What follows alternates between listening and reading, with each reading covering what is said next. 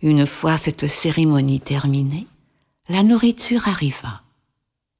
Dès le début du repas, Thomas demanda à la dame quel attribut de Dieu elle considérait comme majeur. Sans hésiter un instant, elle répondit « L'amour ». L'arbre de vie est situé au milieu du paradis de Dieu, au plus profond de notre âme.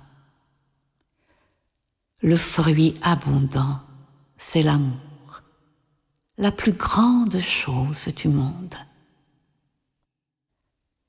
J'ajouterai que c'est la plus grande force de guérison du monde. L'amour ne manque jamais de répondre à une demande du cœur humain. On peut se servir du principe divin de l'amour pour faire face à tous les besoins de l'humanité et dissiper toutes les tristesses, infirmités ou situations misérables qui la harcèlent.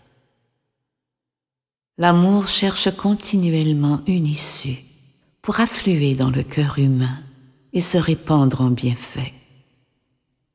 Si la perversité et les pensées discordantes de l'homme ne le détournent pas, le fleuve éternel et immuable de l'amour de Dieu s'écoule continuellement, entraînant dans le grand océan universel de l'oubli toute apparence d'inharmonie ou de laideur susceptible de troubler la paix des hommes.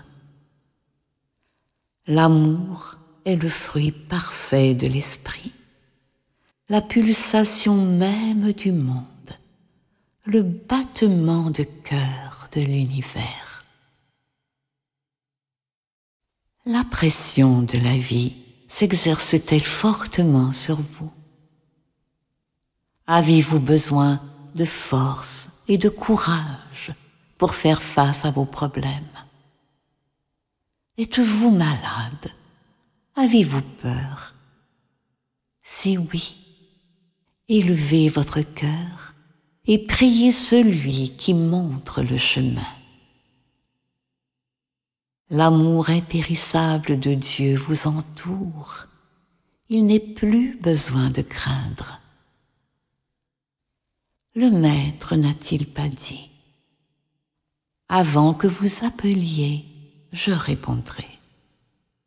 Avant que vous ayez fini de parler, j'aurai entendu. » Priez avec une foi intelligente.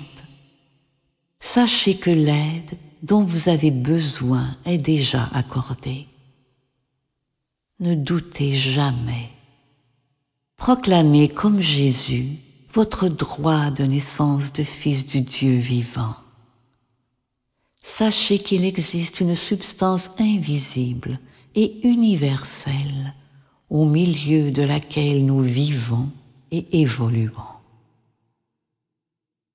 Aimer, c'est ouvrir le réservoir illimité des trésors de Dieu. Quiconque aime ne peut s'empêcher de donner. Si nous agissons dans l'esprit d'amour, il faut que Dieu soit présent dans notre conscience. S'identifier avec la vie, l'amour et la sagesse, c'est prendre consciemment contact avec Dieu.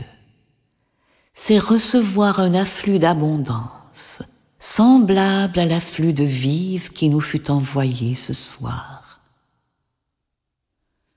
Vous voyez que l'abondance règne pour tous, et qu'en sa présence, nul n'est dans le besoin.